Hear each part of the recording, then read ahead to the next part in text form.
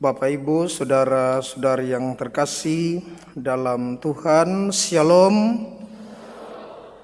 Advent adalah masa penantian dalam pengharapan akan Mesias yang akan datang, yakni Kristus Tuhan. Hari ini kita mengawali masa Advent minggu pertama, tetapi sekaligus juga memulai tahun baru liturgi.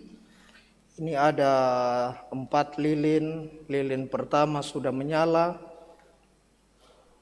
Lilin kedua nanti minggu depan. Lilin ketiga warna rose, merah muda. Keempat, lalu yang terakhir. Juga menjadi satu check-in. Apakah dalam lingkaran Advent 4 pekan ini kita juga akan selalu menanti dengan setia. Jangan sampai daftar hadir di sana menyala, padam di minggu kedua. Nanti tunggu pakai merah muda karena saya baru beli baju merah muda pekan Advent yang ketiga. Semua dari ujung rambut dia punya gesper merah muda sampai dia punya sepatu merah muda. Saudara-saudari yang terkasih dalam Tuhan, masa penantian ini ditegaskan dalam Injil untuk berjaga-jaga dan bersiap siaga.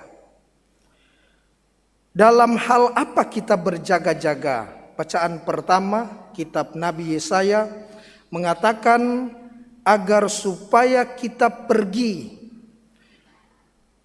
ke rumah Tuhan. Pergi ke rumah Allah Yakub, mendengarkan pengajaran di sana karena dari sana keluar pengajaran dan sabda Tuhan. Dikatakan pada ayat yang kedua tadi, mari kita naik ke gunung Tuhan, ke rumah Allah Yakub, supaya ia mengajar kita tentang jalan-jalannya dan supaya kita berjalan menempuh jalan itu. Sebab dari Sion akan keluar pengajaran dan dari Yerusalem akan keluar sabda Tuhan. Pertanyaannya Bapak Ibu, pengajaran dan sabda Tuhan itu bertujuan untuk apa? Bacaan kedua memberi kita jawaban, yakni kurang lebih 2 hal. Yang pertama supaya kita meninggalkan, yang kedua supaya kita mengenakan. Meninggalkan apa? Meninggalkan perbuatan kegelapan, kata Rasul Paulus. Apa itu perbuatan kegelapan? Perbuatan kegelapan yang pertama adalah pesta pora. Jangan juga umat sudah mulai kritik, lihat mereka Paroki Mamajang sedikit-sedikit makan, sedikit-sedikit pesta. Bukan itu. Nanti setelah itu bilang pokoknya kalau ada pertemuan hari raya kita makan permen relaksa saja. Tidak, bukan itu sebenarnya. Konteksnya adalah ketika orang jatuh pada mental hedon, konsumeristis, hedonisme. Dulu di Perancis ada praktek orang makan, para bangsawan makan. Setelah itu mereka ke kamar mandi, lalu ada alat penohok, mereka tusuk itu leher, bagian di dalam sini, saya tidak tahu apa yang dikorek di sana. Lalu mereka minta maaf, keluarkan lagi. Keluar, masuk lagi ruang perjamuan, makan. Begitu full, karena enaknya cuma di sini. Lewat di sini enak, orang makan di dalam sudah tidak ada rasa. Keluarkan yang di dalam yang tidak ada rasa, yang hambar, masukkan lagi. Itu mental hedon. Pesta pora. Selanjutnya kemabukan. Kata Paulus, ini perbuatan kegelapan. Tidak sedikit orang yang jatuh dalam kejahatan karena kemabukan. Setiap hari pastor minum anggur. Sedikit. Sehingga ketika orang juga minum anggur, lalu sampai mabuk, di sanalah sebenarnya dunia kegelapan. Boleh tapi sedikit, Itu pun setahun sekali. Oh, karena setahun sekali kita bagi-bagi saja. Akhirnya apa? Tidak bisa membedakan mana kamar istri, mana kamar pembantu. Itulah dunia kegelapan. Mana God dalam artian Tuhan, mana God selokan. Nah, itu juga dunia kegelapan kalau orang mabuk. Dan selanjutnya Paulus mengatakan percabulan dan hawa nafsu, itu jelas.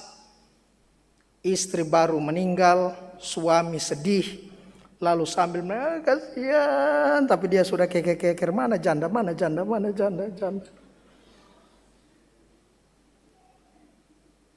Selanjutnya Paulus katakan iri hati dan perselisihan. Banyak orang bertikai, banyak orang berselisih paham, banyak orang bertengkar, bermusuhan, bukan pertama-tama karena berbeda. Perbedaan itu adalah fakta terberi yang tidak bisa kita pungkiri. Dia berbeda, saya berbeda. Tetapi yang membuat orang terjerumus dalam dunia kegelapan adalah rasa iri hati. Sehingga mulai pergi, kau salah sedikit dengan saya, pergi, sabar kau ya. Saya pergi ke Mbah Dukun sana. Bangkrut mulai, dia punya usaha, sakit-sakit, dia punya lutut, turun asam urat ke bagian kaki, mata kaki, dan seterusnya. Ini dunia kegelapan. Lalu Paulus katakan yang kedua, mengenakan setelah Anda meninggalkan tidak cukup. Karena ketika ditinggalkan bisa balik lagi. Orang meninggalkan kampung halaman bisa pulang kampung halaman. Setelah meninggalkan, mengenakan. Mengenakan apa? Perlengkapan senjata terang. Perlengkapan senjata terang dikatakan oleh Paulus, itulah Tuhan Yesus Kristus.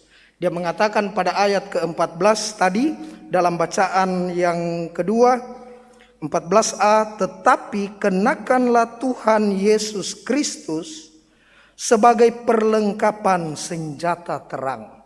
Dalam iman yang teguh, dalam pengharapan yang kokoh, dalam cinta yang berkobar-kobar. Saudara-saudari yang terkasih dalam Tuhan, satu nada dasar seruan bacaan-bacaan dalam Minggu Advent pekan pertama ini, yakni berjaga-jaga dengan satu jalan praktis. Apa jalan itu? Menanti sambil berbenah diri. Berbenah diri menyadari mungkin masih banyak kesemrawutan hidup. Berbenah diri menyadari mungkin masih banyak ketidakberesan batin, luka hati di masa lampau. Agar supaya kita mampu untuk masuk dan bertobat sungguh-sungguh. Dibuka kesempatan untuk pengakuan dosa. Nanti pastor, nanti kapan? Setiap tahun selama 5 tahun di paroki Mamajang ini yang selalu saya sampaikan, baik pada masa Advent maupun masa Prapaskah. Selalu saya stimulir dengan Pastor Simon dan pastor paroki selalu mengaku dosa sebelum perayaan hari raya besar. Tapi ada saja yang nanti saya mengaku kepada Allah yang Maha Kuasa, masuk surga itu satu-satu. Bukan ikut bebek-bebek. Diadili itu satu-satu, bukan ada perwakilan. Saudara-saudari yang terkasih dalam Tuhan, kita juga mampu diajak untuk mau melihat ketika orang lain bertumbuh dan berkembang di dalam iman. Kita juga tergerak untuk semakin hari semakin mendekatkan diri kepada Tuhan. Untuk semakin hari semakin bercermin diri, semakin hari mengambil cermin untuk berkaca diri. Bukan sekedar memperbaiki polesan-polesan bedak ABS. Asal babe senang, saya datang mengaku dosa. Asal pastor senang, saya kumpulkan rukun mengaku dosa. Bukan juga ABC. asal beliau atau babe cinta saya poles mi dengan pengakuan dosa. Tetapi pertama-tama supaya kita semua BCA. B, bertobatlah hatimu. C, cintailah prosesmu. Dan A, andalkanlah Tuhanmu. Semoga demikian.